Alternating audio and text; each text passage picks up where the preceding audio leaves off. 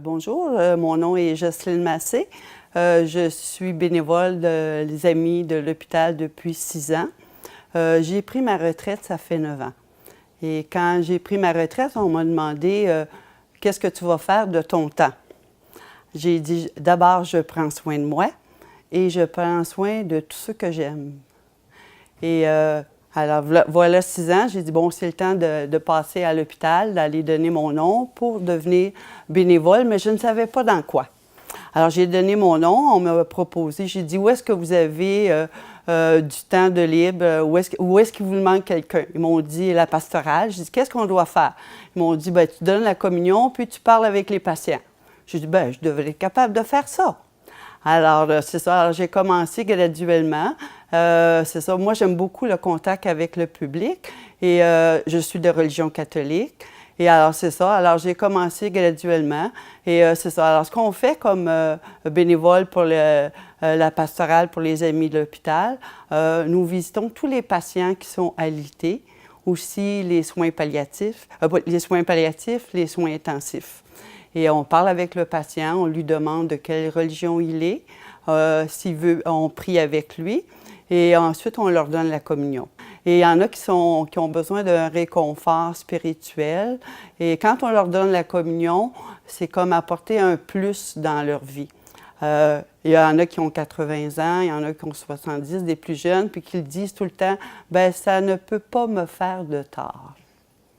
Alors, c'est ça. Alors, pour eux autres, la prière ou seulement l'écoute, c'est un réconfort. Ça apporte comme, je dirais, une doudou sur le cœur. C'est ça. Alors, et les patients nous attendent. Il y en a beaucoup qui demandent aussi, disent, tu vas me réveiller si je dors pour que tu puisses me donner la communion. Alors, c'est ce qu'on fait à la pastorale.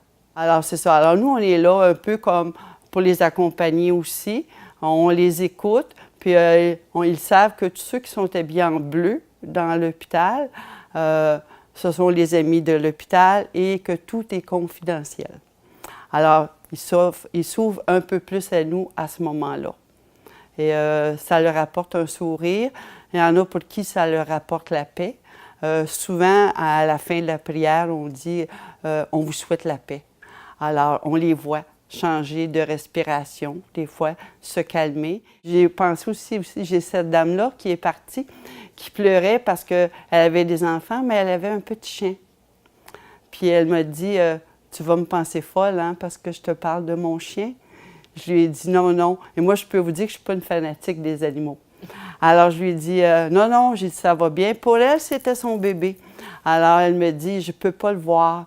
Puis, en parlant avec elle, j'ai dit, est-ce que votre fille a un téléphone cellulaire, vous? Bien, j'ai dit, elle pourrait prendre une photo du petit chien. Alors là, le sourire est arrivé.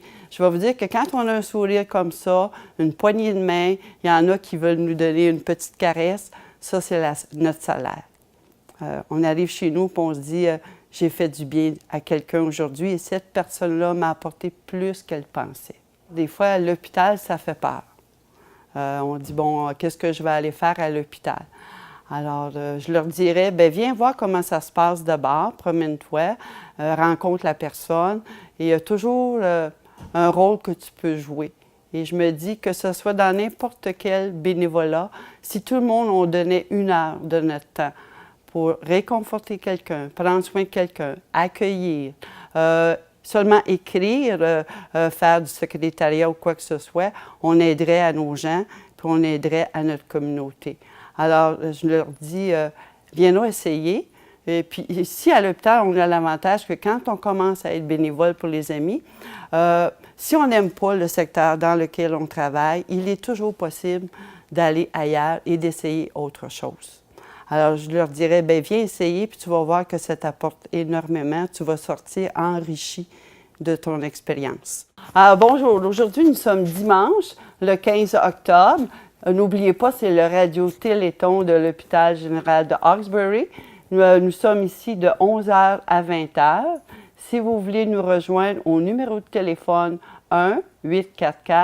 1-844-888-3444.